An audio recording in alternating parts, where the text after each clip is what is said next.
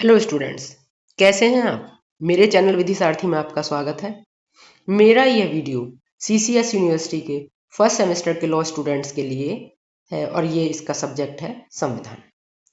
हम इस वीडियो के थ्रू, अपने चैनल के थ्रू शॉर्ट टाइम में ज़्यादा से ज़्यादा तैयारी कराने का उद्देश्य रखते हैं, क्योंकि आप लोगों के एग्जाम्स का समय कम है। तो कम समय को देखते हुए कम समय में ज़्यादा से ज़्यादा अच्छी तैयारी कैसे हो, पॉइंट वाइज आपको आंसर्स कैसे लर्न कराया जाए, इन सबको आपको इस वीडियो में बताया जाएगा। यहाँ पर हम लॉन्ग क्वेश्चंस को प्रिपेयर करेंगे, पर हमारा ट्रिक क्या होगा, तरीका क्या होगा, हम शॉर्ट क्वेश्चंस को शॉर्ट टॉपिक वाइज, अपने क्वेश्चन को टॉपिक वाइज बांटते हुए शॉर्ट टॉपिक तैयार करेंगे और उन शॉर्ट टॉपिक के माध्यम से अपना एक लॉन्ग आंसर देंगे। जैसे कि यहाँ पर क्वेश्चन है भारतीय संविधान की प्रकृति। यह क्वेश्चन कई तरीके से आता है। भारतीय संविधान की प्रकृति क्या है, क्या भारतीय संविधान संघात्मक संविधान है या एकात्मक संविधान है, क्या भारतीय संविधान अर्ध संघात्मक संविधान है। इस प्रकार ये कई तरीके से क्वेश्चन आता है।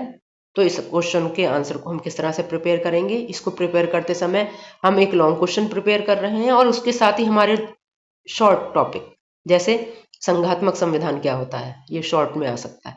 एकात्मक संविधान क्या होता है, अर्ध संघात्मक संविधान किसे कहते हैं।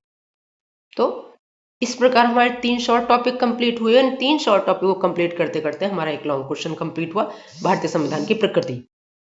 तो चलिए हम अपने टॉपिक पर आते हैं। इस टॉपिक पर मेरी 2 वीडियोस आपको मिलेंगी।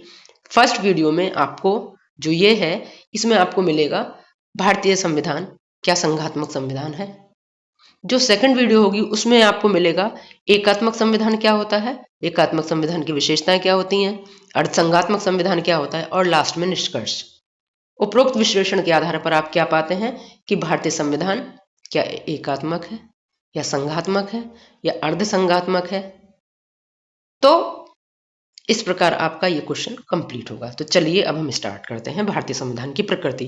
भारतीय संविधान की प्रकृति एकात्मक है संघात्मक, इसको जानने के लिए सबसे पहले हमें ये जानना आवश्यक है कि संघात्मक संविधान क्या होता है, संघात्मक संविधान की क्या विशेषताएं होती हैं। संघात्मक संविधान की जानने के लिए सबसे पहले हम ये जानते हैं संघात्मक संविधान क्या होता है। जैसे पढ़ने में लग रहा है, संघ आत्मक यानी वह संविधान जो संघ है, जो जुड़ा हुआ यानी कई शक्तियां हैं जिसके अंदर, शक्तियां का विभाजन है जिसके अंदर।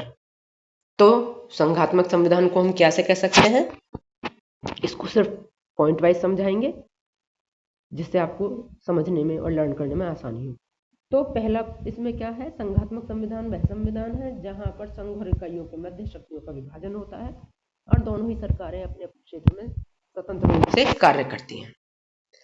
तो संघात्मक संविधान की पहली विशेषता क्या हुई, शक्तियों का विभाजन। शक्तियों का विभाजन किनके मध्य है, केंद्र और राज्यों के मध्य है। यह विभाजन किसने किया, यह विभाजन संविधान ने किया। और इसमें क्या है, इसमें दोनों शक्तियां स्वतंत्र हैं, एक दूसरे के क्षेत्र में हस्तक्षेप नहीं करती हैं। दूसरा पॉइंट, संविधान की सर्वोच्चता। संघात्मक संविधान में आपने देखा कि शक्तियों का विभाजन है और आपको पता होगा सरकार के 3 अंग होते हैं, कार्यपालिका, विधायिका और न्यायपालिका। ये तीनों जो तीनों अंग हैं हमारे, ये इनका शक्तियों का स्रोत, इनके कार्य का स्रोत, इनकी सीमा का स्रोत क्या है, हमारा संविधान। भारतीय संविधान एक लिखित संविधान है और अब देखना यह है कि जब सबकी सीमाएं निर्धारित कर दें, यहां पर विधायिका का कार्य होता है विधि बनाने का। तो जब भी विधायिका कोई विधि बनाएगी तो वह विधि अवैध है या वैध है, इसका जो हम निष्कर्ष निकालेंगे, जो डिसीजन लेंगे, जो इसको जानेंगे, कैसे जानेंगे, यदि विधायिका ने अपने कार्य क्षेत्र में रहते हुए संविधान के उपबंधों के अनुरूप विधि बनाई है तो वह विधि वैध होगी, अन्यथा न्यायालय उसको अवैध घोषित कर देंगे। नेक्स्ट पॉइंट, अनम्य। ये एक संविधान जो है ये लिखित संविधान है। संघात्मक संविधान में संविधान एक लिखित संविधान होता है जिसमें सरकारों को अपने अपने क्षेत्रों का स्पष्ट ज्ञान, और जब अपने अपने क्षेत्रों का स्पष्ट ज्ञान है, वह ज्ञान लिखित है, तो क्या होगा? समझ शक्तियां अपने अपने क्षेत्र में स्वतंत्र कार्य करेंगी, एक दूसरे के साथ विश्वास के साथ कार्य करेंगी, एक दूसरे के साथ सामंजस्य बनाते हुए कार्य करेंगी, एक दूसरे का आदर करेंगे। नेक्स्ट पॉइंट, कठोर संविधान। संघात्मक संविधान की विशेषता होती है कि ये एक कठोर संविधान होता है। इसमें जो संविधान होता है वह एक स्थायी दस्तावेज होता है, सर्वोच्च विधि होता है और उसकी संशोधन की प्रक्रिया जटिल होती है। अब नम्य संविधान है, अनम्य संविधान है, ये कैसे जानेंगे? नम्य संविधान है, अनम्य संविधान है, यह पता लगेगा संविधान संशोधन की प्रक्रिया से। जिस संविधान में संशोधन इजीली हो जाए, साधारण प्रक्रिया द्वारा हो जाए, वह संविधान नम्य संविधान होता है, लचीला संविधान होता है। और वह संविधान जो संशोधन की प्रक्रिया जटिल प्रस्तुत करता है, यानी जिस संविधान में संशोधन की प्रक्रिया जटिल होगी या संशोधन ही नहीं होगा, वह संविधान कठोर संविधान कहा जाता है। पर हम देखते हैं हमारा भारतीय संविधान में साधारण संशोधन प्रक्रिया भी है, जटिल संशोधन प्रक्रिया भी है, ये नम्य अनम्य का मिश्रण है। लास्ट पॉइंट हमारा आता है न्यायपालिका का प्राधिकार। सरकार के एक से अधिक अंग हैं, आपको भी बताया, रिपीट करने की आवश्यकता नहीं है। लिखित संविधान है। अब क्या होता है, जब शक्तियां कई सारी हैं, संविधान के उपबंध लिखित हैं, तो कई बार ऐसी स्थिति उत्पन्न हो जाती है कि संविधान के किसी उपबंध को संघ अपने पक्ष में निर्वचन करता है, यानी अपने पक्ष में पढ़ता है, राज्य अपने पक्ष में पढ़ते हैं। ऐसे में संदेह की स्थिति उत्पन्न हो जाती है, विवाद की स्थिति उत्पन्न हो जाती है। इस स्थिति को निपटने के लिए हमारी सरकार का तीसरा अंग न्यायपालिका अपनी सक्रिय भूमिका निभाता है। अर्थात जब भी कभी संविधान के निर्वचन में बाधा आएगी, संदेह उत्पन्न होगा, विवाद उत्पन्न होगा, तो उस समय निर्वचन करने की शक्ति, संविधान की व्याख्या करने की शक्ति का प्राधिकार हमारे न्यायालय को है।